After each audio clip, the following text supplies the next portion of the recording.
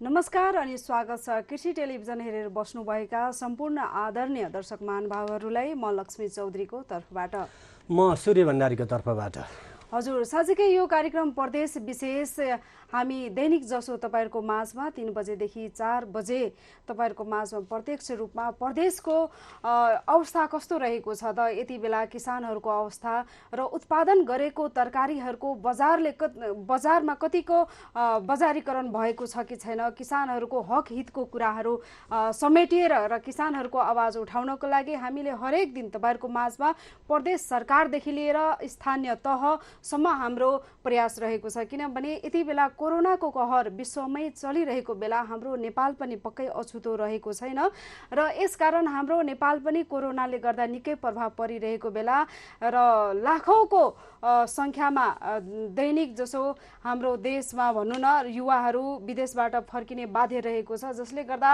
स्थानीय सरकार प्रदेश सरकार र त्यसैगरी संघीय सरकार कसरी तयारी गरिरहेको छ र यसमा प्रदेश सरकारको भूमिका कस्तो रहेको छ त हामीले यो आवाज उठाउँदै र यसको गतिविधि जानकारी दिनको लागि र साथसाथै यहाँहरूलाई अनुरोध पनि गर्न चाहन्छु यदि तपाईहरुको प्रदेश सरकार अथवा नगरपालिका गाउँपालिका र वडा कार्यालयको अवस्था कस्तो रहेको छ त आफ्नो आवाज उठाउनको लागि तपाईहरुले कतिको न्याय पाउनु भएको छ वा छैन हाम्रो माझमा पनि सम्पर्क गरेर टिपाउन सक्नुहुन्छ 015530 200 मा र तपाईहरुको माझमा हामीले तपाईहरुको समस्यालाई सम्बोधन गर्ने हामी तत्पर रहनेछौं 24 घण्टा सधैँ नै र साथसाथै तपाईहरुले हाम्रो कृषि टेलिभिजनको तपाईहरुले फेसबुक पेजबाट पनि यो कार्यक्रम हेर्न सक्नुहुन्छ र साथसाथै यो कार्यक्रम हेरेर लाइक शेयर र सब्स्क्राइब पनि गर्न सक्नुहुन्छ युट्युब च्यानलमा र फलो पनि गर्न अनुरोध गर्न चाहन्छु र साथसाथै यो कार्यक्रम हेरेर तपाईहरुले कस्तो लाग्छ यहाँले सल्लाह सुझाव र प्रतिक्रिया पनि दिन सक्नुहुन्छ र आफ्नो समस्या पनि राख्न सक्नुहुन्छ र को कहाँबाट हेर्दै हुनुहुन्छ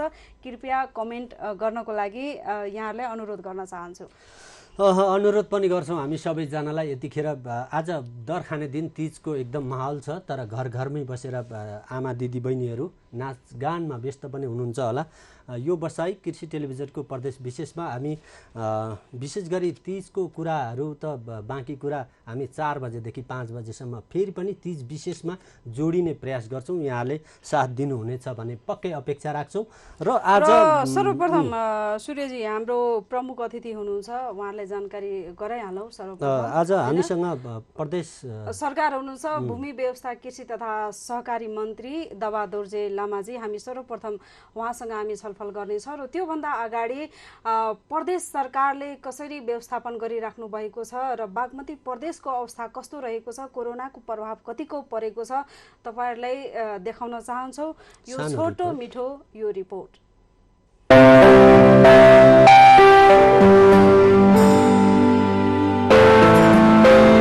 बागमती प्रदेश नेपालको सबैभन्दा बढी जनघनत्व भएको प्रदेश हो नेपालको राजधानी काठमाडौँ यही प्रदेशमा पर्छ राजनीतिक या प्रशासनिक हरेक तवरले यो प्रदेशमा घना मानव बस्तीको चाप छ काठमाडौँ र ललितपुर महानगरपालिका यही प्रदेश अन्तर्गत नै पर्छ यही प्रदेशमा त्रिभुवन अन्तर्राष्ट्रिय विमानस्थलदेखि ठूला ठूला निजी तथा सरकारी अस्पतालहरू छन् करोडौंको जनसंख्याले भरिएको यो प्रदेशमा कोभिड-19 ले महामारीको रूप लिएको खण्डमा ठूलो मानवीय क्षति हुने निश्चित छ त्यसैले सरकारले यसलाई मध्यनजर गर्दै प्रभावकारी कदम चाल्न पनि आवश्यक देखिन्छ यो समाचार तयार पार्दासम्म यो प्रदेशमा 3034 जना सक्रिय संक्रमित छन् 724 जना निको भएर घर फर्किसकेका छन् अहिलेसम्म 24 जनाको मृत्यु भइसकेको छ राजधानी काठमाडौँ सहित सरकारले बिहीबारदेखि निषेधाज्ञा लागू गरिएको छ कोभिड-19 को महामारी नियन्त्रणकै लागि सरकारले यो कदम चालेको हो कोरोनाका कारण गत 24 घण्टाको तथ्याङ्क अनुसार नेपालमा 126 जनाले ज्यान गुमाइसकेका छन् त्यसैगरी 29,645 सक्रिय संक्रमितको संख्या हो भने 17,964 निको भएर घर फर्केका छन् बागमतीका 13 जिल्लाको तथ्याङ्क अनुसार अहिलेसम्म काठमाडौँमा 1963, ललितपुरमा 321, भक्तपुरमा 141, धादिङमा 45, नुवाकोटमा 43, दोलखामा 15, काभ्रेमा 58, चितवनमा 163, मकवानपुरमा 187, सिन्धुलीमा 31, सिन्धुपाल्चोकमा 40, रामेछापमा 27 र रसुवामा 1 जनामा कोरोना पोजिटिभ देखिएको छ। संक्रमितहरू मध्ये 111 जनाको होम आइसोलेसनमा र 61 जनाको विभिन्न अस्पतालहरूमा आइसियु र भेन्टिलेटरमा राखेर उपचार भइरहेको छ, जसमा 7 जनाको अवस्था गम्भीर रहेको स्वास्थ्य मन्त्रालयले जनाएको छ। अहिलेसम्मको तथ्याङ्क अनुसार यो प्रदेशमा कोरोना संक्रमितको संख्या दोब्बरले वृद्धि भइरहेको छ। कोरोना नियन्त्रणका लागि विश्वलाई नै सकस भइरहेका बेला नेपालमा पनि दिन प्रतिदिन संक्रमितको दर उकालो लाग्दो देखिन्छ। त्यसैले सबैले सुरक्षित हुनु नै आजको आवश्यकता हो। कोभिड-19 को लक्षण देखा परेमा जो कोहीले हटलाइन नम्बर 1133 मा तुरुन्त सम्पर्क गर्न सक्ने व्यवस्था छ। हामी प्रदेश विशेषमा छौँ। बागमती प्रदेशको छोटो रिपोर्ट हामीले देखायौँ। कोरोनाको कहर छ यतिखेर जताततै। काठमाडौँ उपत्यकामा पनि धेरैभन्दा धेरै कोरोनाले गर्दाखेरि यतिखेर निषेधाज्ञा जारी गरेका छ। कतिजना दिदीबहिनीहरू कतै मठ मन्दिरमा नगइकन आज सबैजना घरमै पूजाआजा गर्दै हुनुहुन्छ। यतिखेर हाम्रा अतिथिहरू हुनुहुन्छ, अतिथिहरू के गर्दै हुनुहुन्छ, कस्तो अवस्थामा हुनुहुन्छ, जनताका धेरैभन्दा धेरै दुःख छन्। यतिखेर दुःखमा के कसरी मलम लगाउँदै हुनुहुन्छ यो कुरा बुझ्नलाई हामी बागमती प्रदेश नम्बर 3 का कृषि मन्त्री हुनुहुन्छ, उहाँसँग सम्पर्क गर्ने कोसिस गर्दैछौँ। उहाँसँगको कुराकानी जोडिसकेपछि हामी ललितपुर महानगरपालिकातिर जानेछौँ। नगरपालिकाको स्थितिको बारेमा पनि जानकारी लिन्छौँ। विशेष गरी कोरोनाको यति ठुलो प्रभाव छ, यो प्रभावलाई न्यूनीकरण गर्न सङ्घीय सरकार, प्रदेश सरकार, स्थानीय निकायले त्यहाँ रहेका किसानलाई कसरी व्यवस्थित र आश्वासन र एकदमै धेरैभन्दा धेरै उहाँहरूले उपार्जन गरेका ती वस्तुहरू बजारीकरण गर्न धेरै समस्या छ। ती समस्याहरूको निराकरण कसरी गर्दै हुनुहुन्छ यो प्रमुख विषय यतिखेर जल्दो बल्दो रूपमा उठेको छ। किसानले मल पाएका छैनन्, यतिखेर मलको अभाव छ जताततै र त्यति मात्रै होइन सूर्यजी, पछिल्लो समय हामी फर्केर हेर्ने हो भने होइन, यहाँको उत्पादन, हाम्रो स्वदेशी उत्पादन, किसानहरूले यति दुःख मेहनत पसिना बगाएर उत्पादन गरेको कृषि उपजहरू बजार नपाएर किसानहरू निकै नै मर्कामा परेको देखिन्छ होइन। यसकारण अब फेरि पनि जुन एक साता जुन लकडाउन राख्नु भएको छ 10 गतेसम्म होइन, यसमा चाहिँ प्रदेश सरकारले कसरी व्यवस्थापन गर्न सोच्नु भएको छ कि सधैँभरि आयातमै भर पर्ने हो कि आफ्नो स्वदेशी उत्पादनलाई पनि कसरी व्यवस्थापन गर्ने हो। र यति बेला हाम्रो माझमा मन्त्रीजी उपस्थित हुनुहुन्छ, बागमती प्रदेशको भूमि व्यवस्था कृषि तथा सहकारी मन्त्रीज्यू दवादोर्जे लामाजी, उहाँलाई स्वागत गर्न चाहन्छु। हेलो नमस्कार मन्त्रीज्यू, यहाँलाई स्वागत छ कार्यक्रम प्रदेश विशेषमा। धन्यवाद। हजुर मन्त्रीज्यू, यति बेला कोरोनाको कहर हाम्रो नेपालमा पनि निकै नै दैनिक जसो प्रभाव परिरहेको देखिन्छ होइन, जसले गर्दा जनजीवन त प्रभावित छ नै र त्योभन्दा धेरै प्रभावित यहाँको किसानहरू रहेको छ, जसले गर्दा पछिल्लो समय हामी फर्केर हेर्ने हो भने आयातित स्वदेशी उत्पादनभन्दा बढी परनिर्भर रहेको, बढी आयात गरेर बढी बजार पाएको अवस्था देखिएको छ होइन। र जुन यति बेला फेरि एक साता जुन 10 गतेसम्म लकडाउन जुन निषेध जारी गर्नु भएको छ होइन, यसमा चाहिँ हाम्रो स्वदेशी उत्पादनले कसरी बजार पाउन सकिन्छ, जुन किसानहरूको पछिल्लो समयदेखि निकै नै गुनासो रहेको छ। मन्त्रीज्यू, यसको व्यवस्थापन गर्नलाई कस्तो किसिमको योजना बनाउनु भएको छ कि आफ्नै देशको उत्पादन चाहिँ बजार पाओस् पहिलो प्राथमिकताको लागि? पहिलो प्राथमिकता त आफ्नै देशको उत्पादनलाई बजार पाओस् भन्ने नै हो। हजुर हजुर। अब एकातिर हाम्रो देशको किसानले उत्पादन गरेको तरकारी फलफुलहरूले चाहिँ तपाईँको उपभोक्ताको माझमा पुगोस् भन्ने चाहना छ। अर्कोतिर कोरोना भाइरसको चाहिँ तपाईँको चाहिँ अब जुटेर भन्दा फुटेर लड्नुपर्ने अवस्था छ। सरकारले लकडाउन गर्नुपर्ने बाध्यतात्मक परिस्थितिहरू सिर्जना भएको छ। यी सबै कुरालाई मध्यनजर राखेर अब किसानले उत्पादन गरेको कृषि जन्य वस्तुहरूलाई छुट दिनुपर्छ भन्ने मान्यता राखेको चाहिँ थियो। र अहिले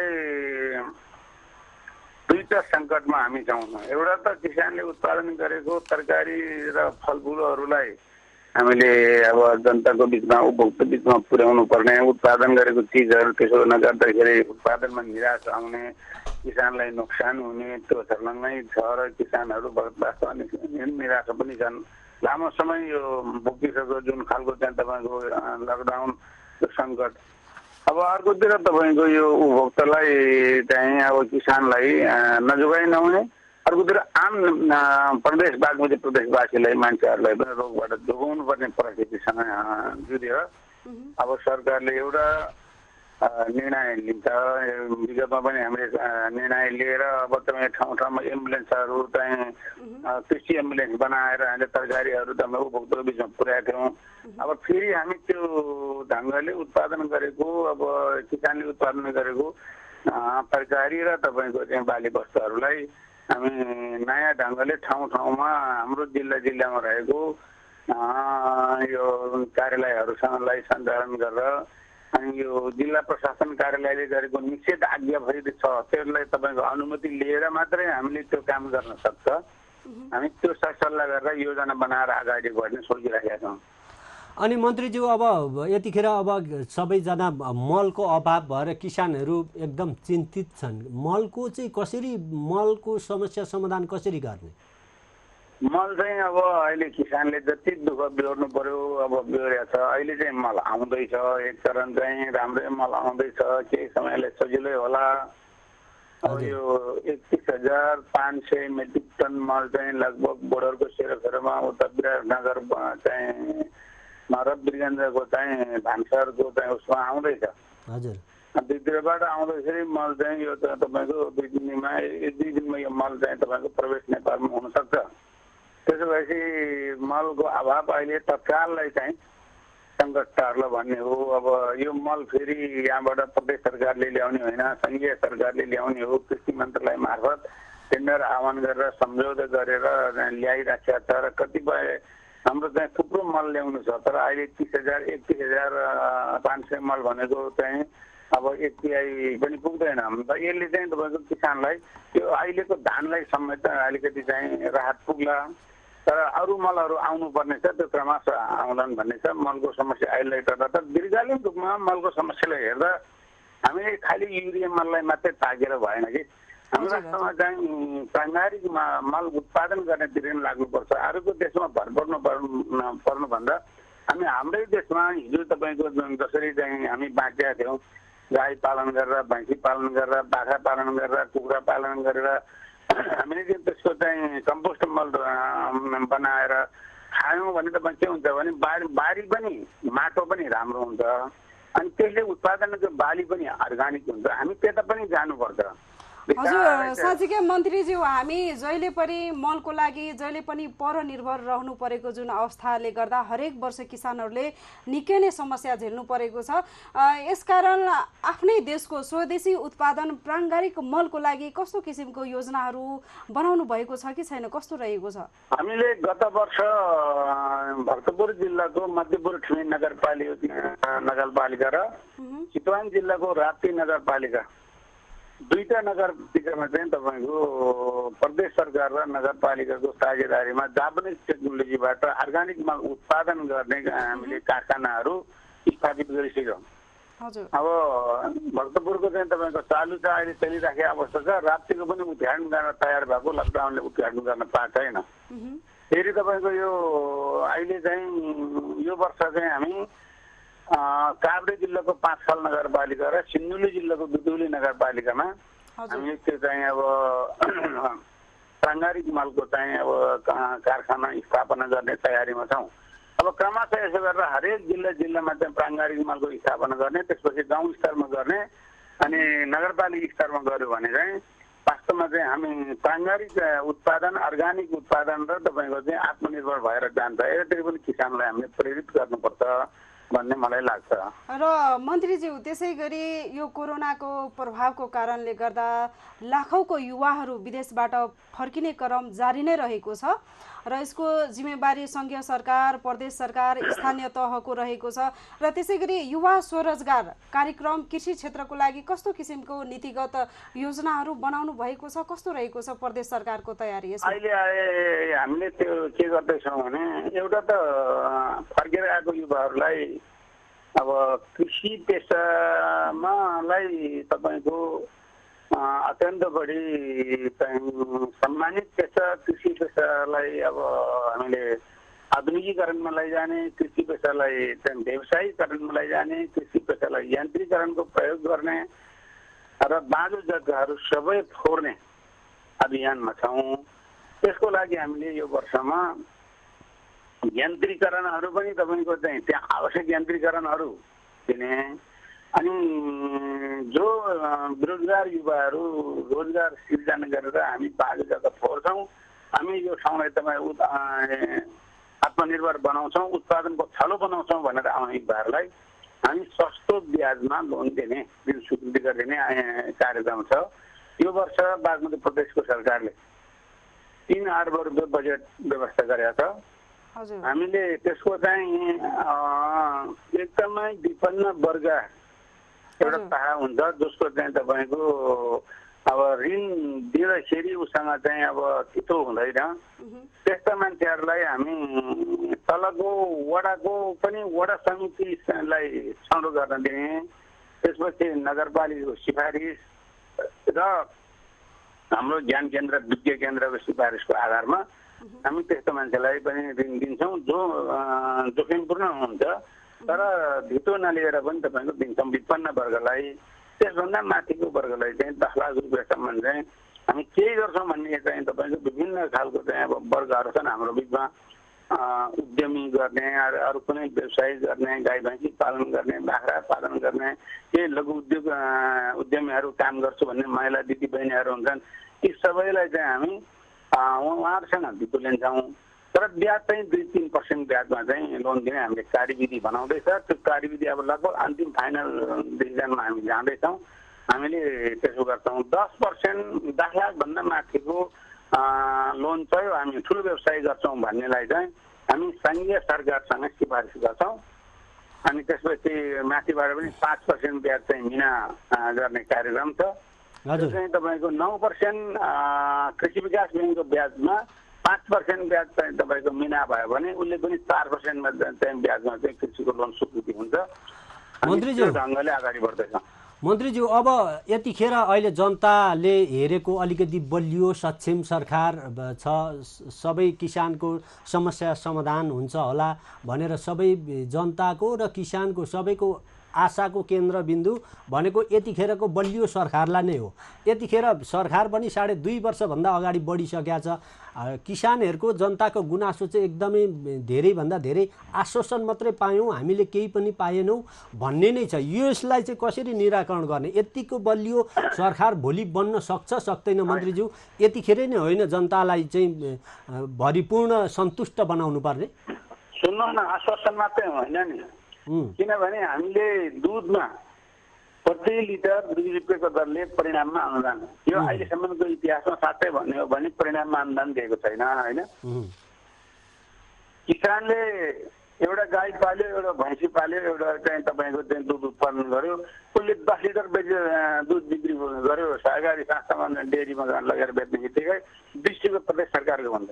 उसले 100 लिटर दुध बेच्नुभयो भने 100 लिटर दुध बेच्ने बित्तिकै 200 रुपियाँ चाहिँ सरकारको चाहिँ तपाईँको सरकारले दिएको परिणाममुखी अब अनुदान हात पर्छ। हामी यस्ता कार्यक्रमहरू राखेका छौँ।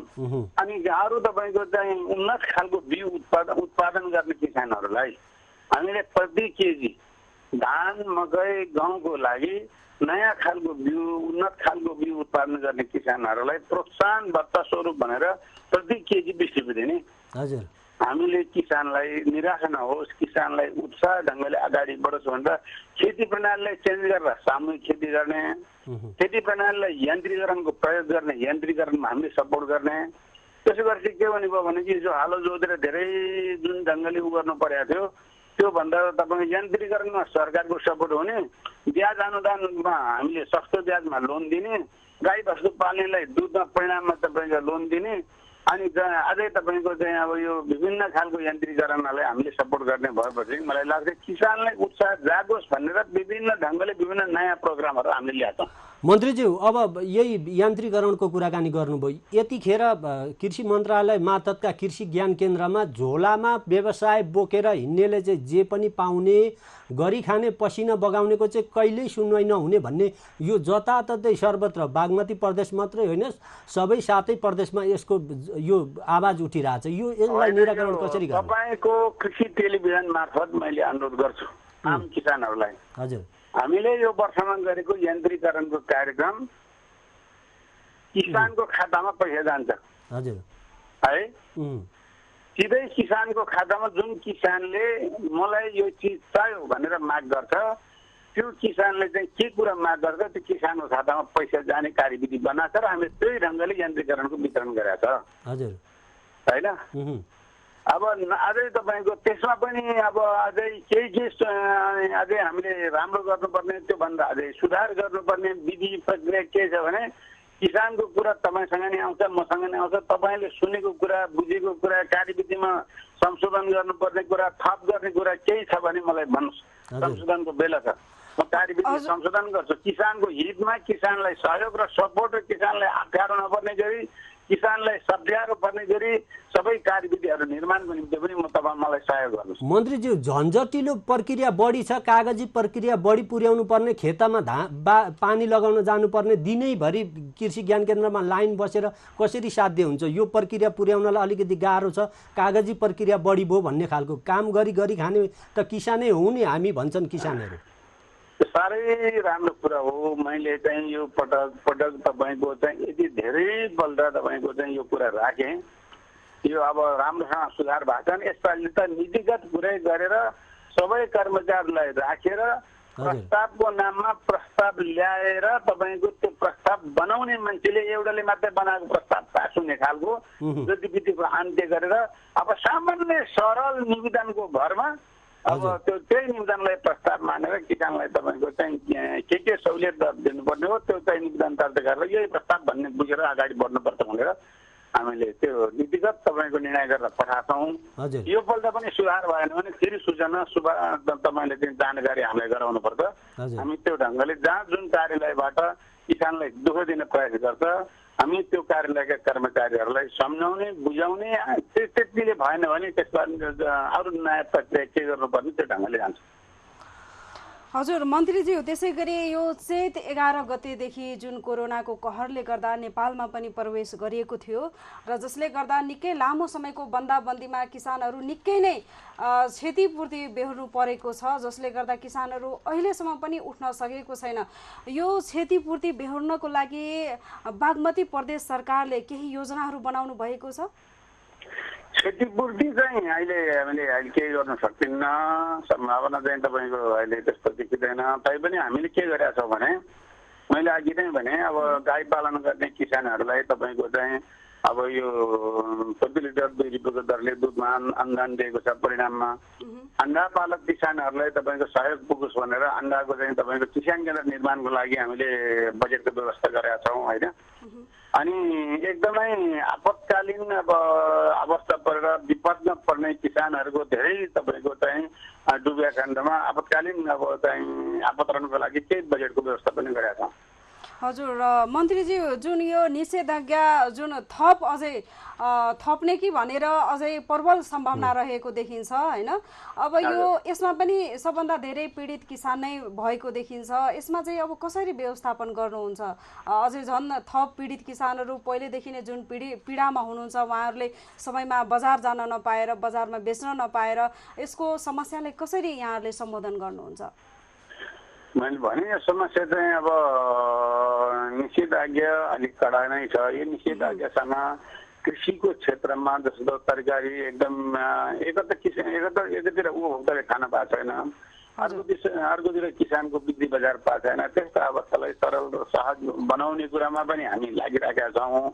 अर्कोतिर यो कोरोना भाइरसले जुन खालको आक्रमण तर्कै ढङ्गले चाहिँ हामीलाई चौतर्फी चाहिँ आक्रमण गरिरहेको छ त्यसलाई पनि जोगाएर अनि किसानको चाहिँ मर्मलाई बुझेर किसानलाई तपाईँको निराश नहुनेबाट किसानलाई तपाईँको कम्तीमा पनि किसानले सरकार छ है, सरकारले हामीलाई सहयोग गरेका छ, सपोर्ट गरेका छ भनेर आगामी दिनमा कोरोना भाइरस नहुँदा पनि थल पर्दा किसान अब यो खेती कृषि पेसा अब नगर्ने भनेर नजाओस्, कृषि पेसामा आधारित भएर सम्मानित पेसा हो भन्ने बुझेर निरन्तर लागोस् भन्नको खातिर हामी त्यो काममा पनि लागिरहेछौँ र त्यो काम हामी त्यो व्यवस्थापन गर्ने काममा अगाडि बढ्छौँ। मन्त्रीज्यू, हजुर, अब आज हरितालिका तीज हिन्दू संस्कार अनुसार धेरैजना तीजको दिदीबहिनीहरू तीजको व्रत बस्नु भएको छ। कोरोनाको कहर हुँदाहुँदै कृषि टेलिभिजनलाई समय दिइदिनु भयो। यो कोरोना छिट्टै सकिएपछि बागमती प्रदेश हजुरकै कार्यकक्षमा आएर अझै बाँकी धेरै कुराकानी गर्न बाँकी छ। यहाँलाई पनि जोगिएर बस्न अनुरोध गरेँ मन्त्रीज्यू, यहाँलाई धेरै धेरै धन्यवाद। अब लास्टमा म एउटा कुरो भन्छु तपाईँहरूलाई, आज तीजको दिन चेलीबेटीहरूको ठुलो पर्व। हजुर, आजको यो पर्वमा घरमै बसेर राम्रोसँग नाच्ने, सामाजिक दूरी कायम गरेर घर घरमा बसेर नाच्दै आफूलाई लागेका कुराहरू भावनामा पोखेर नाचेर अब बस्ने त्यो रमाइलो चाहिँ त्यसैमा मान्ने गरी अहिले चाहिँ चेलीबेटीलाई चाहिँ शुभकामना दिएको छु। धन्यवाद। हस्, धन्यवाद मन्त्रीज्यू, यहाँले पनि धेरै धेरै धन्यवाद। हामीलाई कृषि टेलिभिजनले अब यहाँले यो चाहिँ तपाईँको किसानको बीचमा प्रदेशको बागमती प्रदेशको सरकारको तर्फबाट जुन विषयहरू सोधेर किसानको बीचमा पुर्याउनु भयो, तपाईँहरूलाई हार्दिक धन्यवाद दिन चाहन्छु। हस् त, धन्यवाद मन्त्रीज्यू, यहाँलाई पनि हाम्रो माझमा अमूल्य समय दिएर साथ दिनुभयो। हजुर दर्शक महानुभावहरू, त्यसै गरी तपाईँहरूको माझमा हामी दैनिक जसो हप्ताको 6 दिन शनिबार बाहेक प्रत्येक दिन तपाईँहरूको माझमा हामी आउने प्रयास गर्नेछौँ र सबै प्रदेशमा कस्तो अवस्था रहेको छ र प्रदेश सरकारहरू स्थानीय तहमा कसरी तपाईँहरूको समस्याहरूलाई सम्बोधन गरिराख्नु भएको छ अथवा छ वा छैन, तपाईँहरूलाई कतिको सहज हुनुहुन्छ यो अवस्थामा, तपाईँहरूकै समस्या र तपाईँहरूकै जिज्ञासाहरू लिएर हामीहरूले तपाईँकै आवाज उठाउनको लागि हामी कार्यक्रम प्रदेश विशेषमा दैनिक जसो हामी यही समयमा आउने गर्छौँ र तपाईँहरूले हेरेर फेसबुक लाइभमा लाइक र फलो गरेर कमेन्ट गरेर तपाईँहरूको समस्या पनि राखेर हामीलाई साथ दिनुहोला। र यति बेला फेरि हामी अर्को सूर्यजी त्यसपछि हुनुहुन्छ रोशनजीलाई अनुरोध गर्छौँ। ललितपुर महानगरपालिकाका उपप्रमुख यतिखेर गीता सत्याललाई हामी आमन्त्रण पनि गर्छौँ र आज गीताजी उपप्रमुख हुनुहुन्छ, उहाँ तीज मनाउन पनि व्यस्त हुनुहुन्छ होला। के छ ललितपुर महानगरपालिकाले गरेका कामहरू? यतिखेर ठप्प छ, कतै जान पाइँदैन, सुनसान छ, बजार बाटो घाटो सुनसान छ। यतिखेर गीता सत्याल आइसक्नु भएको छ, उपप्रमुख। उपप्रमुखज्यू, हजुर, स्वागत छ यहाँलाई कृषि टेलिभिजनमा। हस्, धन्यवाद, नमस्कार। नमस्ते हजुर, अनि आरामै हुनुहुन्छ? हजुर, ठिकै छु, यहाँलाई कस्तो छ? हामी आरामै छौँ। अब आज तीज, हरितालिका तीज, यहाँ पनि अब तीजमा व्यस्त हुनुहुन्छ होला?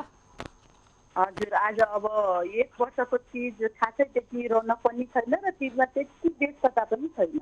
हजुर, र उपप्रमुखजी, सबभन्दा पहिले यहाँसँग जिज्ञासा राख्न चाहन्छु, यहाँले तीज कसरी मनाउँदै हुनुहुन्छ र आम हाम्रो दिदीबहिनीहरूलाई कसरी मनाउन सल्लाह दिनुहुन्छ यसपालिको तीजमा? किनकि धेरै दिदीबहिनीहरू यति बेला निराश पनि हुनुहुन्छ, माइत जानु पाउनु भएन कतिजना, होइन? यस कारणले गर्दा यसको विषयमा के भन्न चाहनुहुन्छ? हजुर हजुर, यसपालिको तीज अब सधैँ एकनासको हुँदैन। यसपालिको तीज निराशाजनक नै छ। निराशाजनक भयो भन्दैमा हामी तीज नै नमान्ने होइन, सबै परिवारसँग आफ्नै घरमा हाँसी खुसी जसरी मनाउन सकिन्छ, जसरी आफू खुसी हुन्छ त्यही तरिकाले मनाउनमा सम्पूर्ण दिदीबहिनीहरूलाई आह्वान गर्छु। किनभने यो वर्ष कोभिड-19 को कारणले विश्वमा नै आतंकित बनाएको छ। त्यसले हाम्रो देश नेपाल र हामी जहाँ बसिरहेका छौँ ललितपुर महानगरपालिका, त्यो महानगरपालिकालाई पनि अत्यन्तै त्रसित बनाएको छ। यो कोभिडको कारणले धेरै मान्छेहरूले कोभिडबाट प्रभावित भइरहनु भएको छ। त्यस कारणले पनि हामी जहाँ छौँ, जस्तो अवस्थामा छौँ त्यही अवस्थामा घरभित्रै बस्ने, रमाइलो गर्ने, नाच्ने, गाउने, मनलाई एकदमै खुसी बनाउने त्यही हो चिज, त्यही हो पर्व, त्यही हो चिज। त्यसले नै खुसी साटासाट गर्छ। मैले यही कुराहरू राखेँ। अब म उपप्रमुखज्यू, अलिकति यो कोरोनाको कहर छ, यतिखेर महानगरपालिकाले आफ्ना गतिविधिहरू के कसरी सञ्चालन गर्दैछ जनताको माझमा? यति बेला अब अहिले निषेधाज्ञा जारी भइसकेको अवस्था छ। महानगरपालिकाले पनि नेपाल सरकार फेडरल गभर्मेन्टको जुन कुरा फलो गर्नु, फेडरल गभर्मेन्टले फलो गरेको कुरा हामी स्थानीय गभर्मेन्टले पनि सँगसँगै लिएर जाने हो। त्यस कारणले यो जुन महामारी छ त्यो महामारीलाई कन्ट्रोल गर्नको लागि जसरी नेपाल सरकारले एउटा आह्वान गरेर निषेधाज्ञा उपत्यकाको तीनै जिल्लामा काठमाडौँ, ललितपुर र भक्तपुरमा निषेधाज्ञा गरेको छ, हामी महानगरपालिकाले पनि त्यो निषेधाज्ञालाई पूर्ण रूपले परिपालन गर्नको लागि महानगरवासीहरूलाई आह्वान गरेका छौँ र हामीले पनि यसलाई जसरी हरेक महानगरवासीहरू घरभित्रै बसेर सुरक्षित हुन्छ, घरभित्रै बस्नु भन्ने कुराको सन्देश पनि दिइरहेका छौँ। अहिले उपप्रमुखज्यू, अब यतिखेर महानगरपालिकाले उठाउनु पर्ने राजस्व होला, कर होलान्, यतिखेर जनताले यो कोरोनाको कहरले गर्दाखेरि तिर्न पाए छैनन्, आउन पाए छैनन्, यति यो बिचमा नआएको जरिमाना होला के होला, केही व्यवस्था गर्नु भएको छ? हजुर, यो अब यसको पहिलो कुरा त यहाँलाई म के निवेदन गर्छु भने पहिलो कुरा आफू बस्ने हो, महानगरपालिकाका जनता बस्ने हो। महानगरपालिकाको जनता बसे मात्रै उहाँले कर पनि तिर्नुहुन्छ, महानगरपालिकालाई समृद्ध बनाउनुहुन्छ। यो महामारीको बेलामा कर भन्दा पनि पहिलो ठुलो महत्त्वपूर्ण कुरा भनेको जनताको जनको सुरक्षा हुन्छ। जनधनको सुरक्षाको लागि पहिला जनता सुरक्षित हुनु पर्यो। जनता सुरक्षित भइसकेपछि भोलि हामी कर पनि उठाउँला, ट्याक्स पनि उठाउँला, विकास पनि गर्दै जाउँला। पहिला जनता सुरक्षित हुनु पर्यो, जनता चाहिँ एकदमै स्वच्छ हुनु पर्यो, तब मात्रै हामीले कर उठाउने हो। हामी महानगरपालिकाले नीति तथा आफ्नो नीति तथा कार्यक्रममा के कुरा समावेश गरेका छौँ भने हामीले यो वर्ष कुनै पनि जरिवाना पनि नलिने, फाइन पनि नलाग्ने, जरिवाना पनि नलिने र 10% छुट पनि गरेका छौँ करमा। त्यस कारणले गर्दा पनि ट्याक्स करको पिर भन्दा पनि हाम्रो जनताको सुरक्षा, जीवधनको सुरक्षाको कुरा पहिलो कुरा हुन्छ। त्यस कारणले जनता पहिला सुरक्षित हुनुहोस्, त्यसपछि हामी ट्याक्स उठाउने, विकास गर्ने, अन्य यावत कुराहरू दोस्रो क्षेत्रको कुरामा रहन्छ। अब उपप्रमुखज्यू, जस्तै अब अहिले बिहान कमाए बिहानै खाने, बेलुका कमाए बेलुकै खाने, ज्याला मजदुरी गर्ने त यतिखेर मारमा परे, अब तिनीहरूलाई कसरी बचाउने? अब यो चाहिँ तपाईँले एकदमै मार्मिक कुरा गर्नुभएको छ। यथार्थ पनि हो, यहाँ बिहान दिनभरि रोजगार गरेर बिहान बेलुका थाप सार्न पर्ने समुदायहरू पनि हामीसँग हुनुहुन्छ। अब यो समुदायलाई कसरी हामीले उहाँहरूको रोजीरोटीको व्यवस्थापन गर्ने, यो विषयमा हामी एक चरणको छलफल गर्छौँ। अब त्यही छलफल अनुसार हामी अगाडि बढ्छौँ। अहिले यही गरेर यसरी जाने भनेर महानगरले एउटा निर्णय गरिसकेको अवस्था छैन। त्यस कारणले मैले यहाँलाई हामी यही गर्दैछौँ भनेर भनिहाल्नुपर्ने अवस्था, भनिसक्नुपर्ने अवस्था छैन अहिले। हजुर उपप्रमुखजी, अब यति बेला अवस्था हेर्ने हो भने अझै निषेधाज्ञा थप लम्बिने प्रबल सम्भावना रहेको देखिन्छ, जसमा सबभन्दा मर्कामा परेको किसानहरू नै हुन्छ हैन। अब यस्तो अवस्थामा किसानहरूको कृषि उपज, स्वदेशी उत्पादनहरू कसरी बजारसम्म पुर्याउन सक्छ, किसानहरू अझै मर्कामा नपरोस्, यसबाट बस्नको लागि कस्तो किसिमको यहाँहरूले योजना केही बनाउनु भएको छ? यहाँले अहिले जे कुरा राख्नुभयो, मैले न्युजबाट पनि धेरै कुराहरू यो सुनिरहेको थिएँ। किसानले उत्पादन गरेका उत्पादित वस्तुहरू खेतमै कुहिनु भयो, जस्तो काँक्रो फलिरहेछ, काँक्रो बजारसम्म लान सकेन, टमाटरहरू फलिरहेछ, त्यो बजारसम्म लान सकेन भन्ने कुराहरू पनि आइरहेछ। र हामीले अब ढुवानीको व्यवस्थापन गर्नको लागि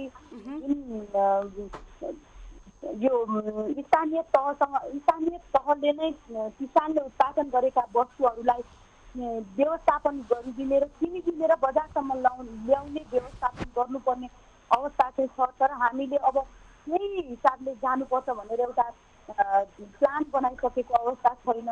त्यस कारणले हामी केही समय पश्चात हामी अब इमिडिएटली बैठक गर्छौँ र ती बैठक गरिसकेपछि त्यसबाट आएको निर्णय कस्तो खालको निर्णय आउँछ र अनि हामी त्यो निर्णयलाई नै कार्यान्वयन गर्छौँ।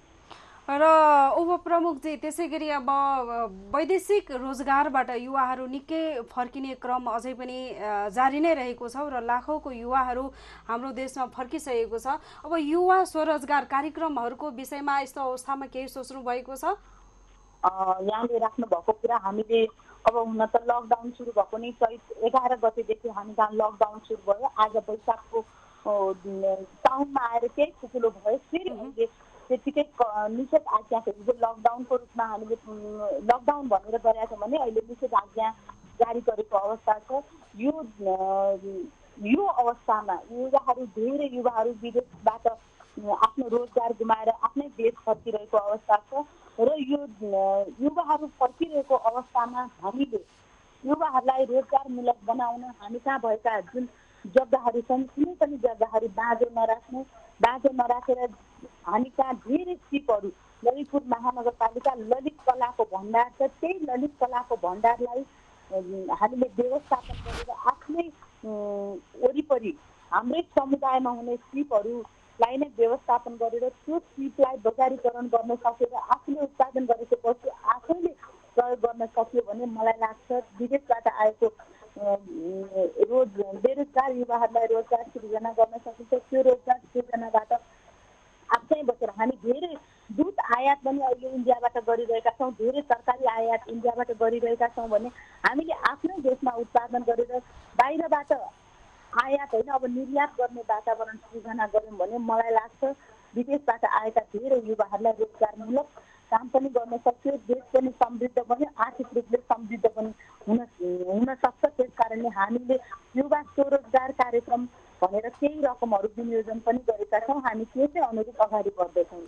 हजुर उपप्रमुखजी, यो त यहाँले योजना बनाउने जानकारी दिनुभयो र त्यसै गरी पछिल्लो समयदेखि जुन बन्दाबन्दीले गर्दा होइन हाम्रो जुन कृषि क्षेत्रमा लागेका कृषक दाजुभाइ दिदीबहिनीहरू एकदम निकै क्षति बेहोर्नु परेको छ होइन। जुन अघि यहाँले पनि भन्नुभयो उत्पादन गरेको कृषि उपजहरू बारीमै कुहाएर फाल्ने जुन बाध्यता रह्यो र कतिको कुखुराको दाना नपाएर चल्लाहरू यतिकै मर्यो भने कोही बजार लाने कुखुराहरू यतिकै बजार लान नपाएर यतिकै गाडे पनि यतिकै मरे पनि बजार लान नपाएर त्यो क्षतिपूर्ति बेहोर्नको लागि यहाँले कस्तो किसिमको योजना केही बनाउनु भएको छ कि छैन? किनकि हाम्रो नेपालको आर्थिक समृद्धि नै कृषि क्षेत्र हो। यदि किसानहरू यसरी डुब्दै गयो भने आत्मनिर्भर बन्न सकिन्छ अथवा यसको विकल्पमा जुन यहाँहरूले कस्तो क्षतिपूर्ति गर्ने व्यवस्था कस्तो बनाउनु भएको छ कि छैन नीतिमा?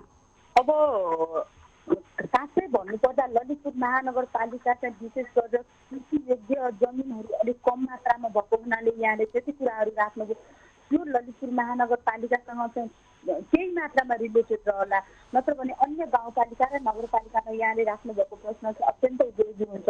ललितपुर महानगरपालिकाले पनि किसानले उत्पादन गरेका वस्तुहरूलाई बजारसम्म ल्याउने व्यवस्थापन पनि गरेको छ र यहाँले जुन कुरा राख्नु भएको छ किसानले उत्पादन गरेको वस्तु बजारसम्म नजाने, चल्लाहरूले दाना नपाएर त्यतिकै मर्ने र खाल्टोमा गाड्नुपर्ने अवस्था सृजना भएको छ।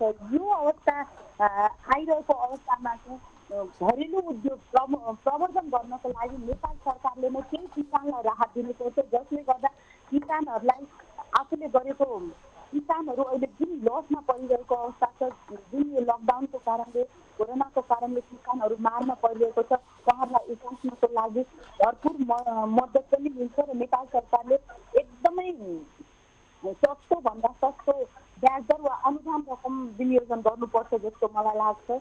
त्यस कारणले पनि सरकारले नै यसमा अलिकति महत्त्वपूर्ण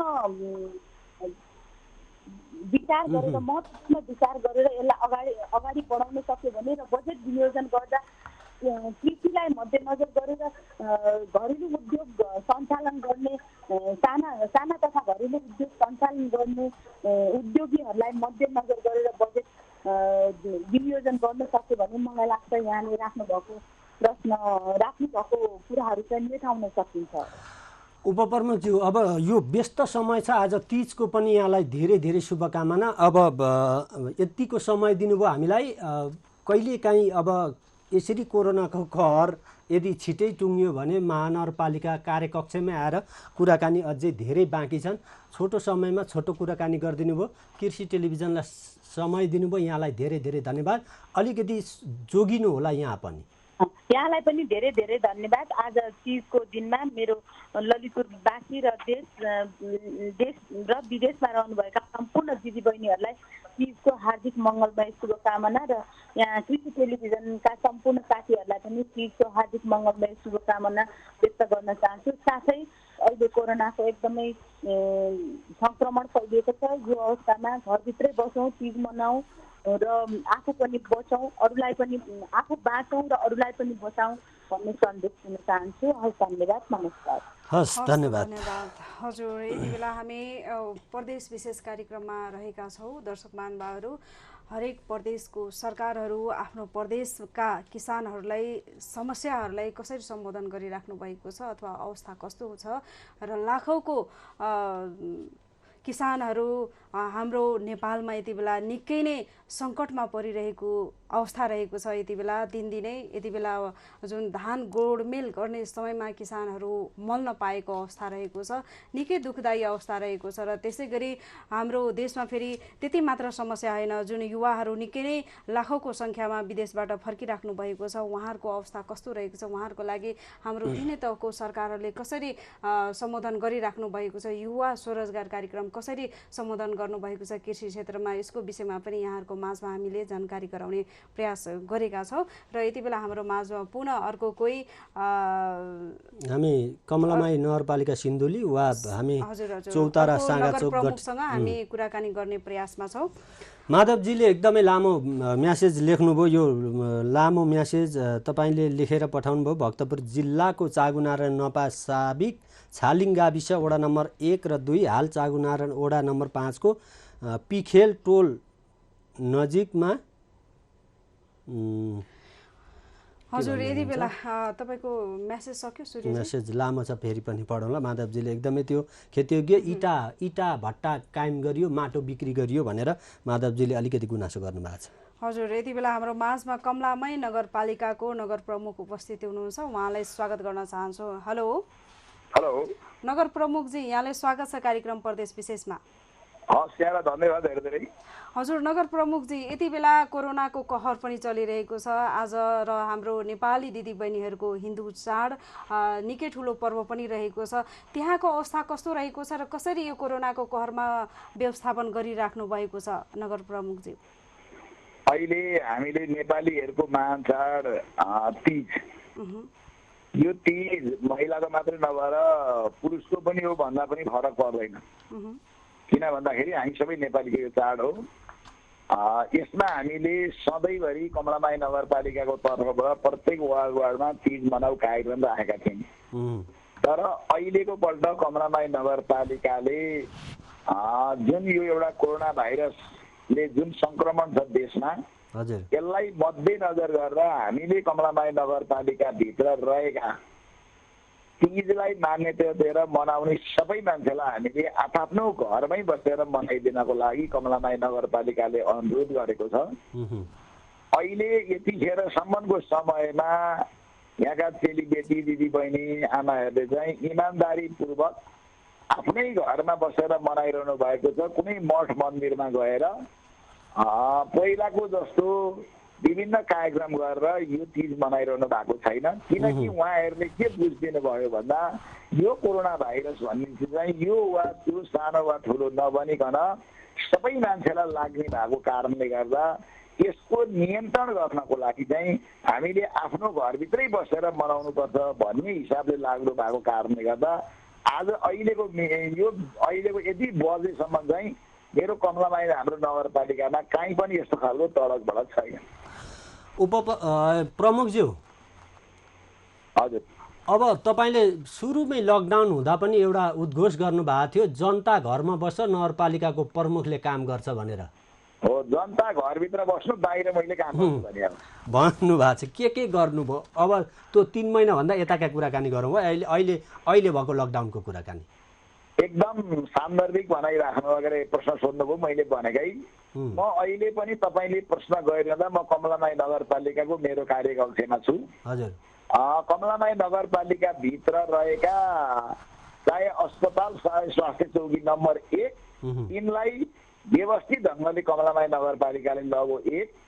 दोस्रो कुरो, कमलामाई नगरपालिका भित्र रहेका जो कोही मान्छे बाहिर देशबाट आउने जो कोही मान्छेलाई पनि स्वाब परीक्षण कमलामाई नगरपालिकाले गरेको छ र मात्रै स्वाब परीक्षणको रिपोर्ट पछाडि घरमा पठाएको छ। हजुर त्यो अवधिभरिसम्म कमलामाई नगरपालिकाले क्वारेन्टाइनमा राखेको छ र त्यो क्वारेन्टाइनमा बस्दाखेरिको सम्पूर्ण व्यवस्थापन कमलामाई नगरपालिकाले गरेको छ। नम्बर 1। हजुर एकदम राम्रो काम दोस्रो कुरा जुन अवधिमा चैत र वैशाखको खडेरी थियो त्यो खडेरीमा नेपालीहरूको अनिकाल लाग्ने समयको बेलामा हामीले राहत वितरण गर्यौँ भने अहिलेको बेलामा नेपालीहरूको आफ्नो बारीमा खनी खोस्री गरेर चाहे चैतमा होस् चाहे वैशाखमा होस् चाहे जेठमा होस् रोपेका बालीहरू अहिले खाने बेला भएका छन्। यो हिसाबले गर्दा कमलामाई नगरपालिकाले सबै तह र तबकाका मान्छेहरूलाई घरभित्र बस्नुहोस् बाहिरको जिम्मेवारी दियोस् भनेर जुन नगरपालिकाले भनेको थियो त्यसलाई सम्पूर्ण नगरवासीहरूले नगर प्रमुखको आह्वानलाई स्वीकार दिनु भएको छ भने आजका मितिसम्म पनि यो जुन किसिमको लकडाउन छ त्यसलाई इमान्दारितापूर्वक पालना गरिदिनु भएको छ। अब किसानका उत्पादनहरू बजारीकरण गर्नु समस्या छैन? एकदम किसानले उत्पादन गरेका कमलामाई नगरपालिकाभित्र उत्पादन गरेका वस्तुहरूलाई बिक्री वितरण गर्नको लागि कमलामाईले सहजीकरण गरेको छ। र नगर प्रमुखजी यहाँले एकदम राम्रो कुरा सबभन्दा आजसम्म हामीले कुराकानी गर्दाखेरि सबभन्दा राम्रो काम यहाँले गरेको देखेका छौँ। हामीले धेरै नै गर्वका साथ हामीलाई खुसी भएको छ र धेरै धेरै धन्यवाद। यसरी नै अगाडि बढ्दै जानुहोला। अन्त्यमा जाँदा जाँदा एउटा प्रश्न गर्न चाहन्छु, जुन हरेक यति बेला भनौँ न सातै प्रदेशमा देशभरिको किसानहरूको समस्या जुन मलको रहेको छ, यहाँको नगरपालिकामा कतिको समस्या रहेको छ कि छैन? यहाँको कुरा सुन्दाखेरि सायद समस्या छैन जस्तो लाग्यो मलको। अत्यन्तै राम्रो प्रश्न गर्नुभयो। नेपाल कृषि प्रधान देश र कृषकले बाली नाली लाएर मल नपाउने कस्तो खालको देश भन्ने कुरा आयो। त्यसमा कमलामाई नगरपालिकाको प्रयत्न र पहलमा हामीले यहाँबाट भनेर वीरगञ्जसम्मको साल ट्रेनिङलाई भनेर कमलामाई नगरपालिकामा सबै जनतालाई सहजीकरणले त मल पुग्यो म भन्दिनँ, तर स्वयं कमलामाई नगरपालिकाको प्रत्यक्ष संलग्नतामा एक ट्रक ल्याएर त नगरपालिकाभित्र आफैले बाँडियो भने अरू मल पनि पटक पटक ल्याएर नगरपालिकाभित्र बाँडिएको छ। जति कृषकको माग थियो त्यति त पुगेको छैन होला, तर कृषकहरूलाई धेर छोड चाहिँ मल हामीले उपलब्ध गराएका छौँ। नगरप्रमुखज्यू एकदमै यो हामीसँग समय पनि छुट्यो। अब यो कोरोना छिटै अन्त्य होस् भन्ने कामना पनि छ हाम्रो र कार्यकक्षमै बसेर भन्न चाहन्छु नगर प्रमुखजी, यहाँले निकै नै साँच्चीकै जसरी यहाँले पहिले पनि वचन दिनु भएको थियो त्यसरी यहाँले काम पनि गर्नुभएको छ। यहाँको कार्यप्रति हामीले एकदम खुसी लागेको छ र साथसाथै यहाँले अब मलको लागि त्यहाँ पारीसम्म पनि गए भन्नुभयो र अब आगामीको समयलाई होइन हाम्रो स्वदेशी उत्पादन प्राङ्गारिक मललाई प्राथमिकतामा राख्नु होला, यति नै हाम्रो अनुरोध रहेको छ नगर प्रमुखजी।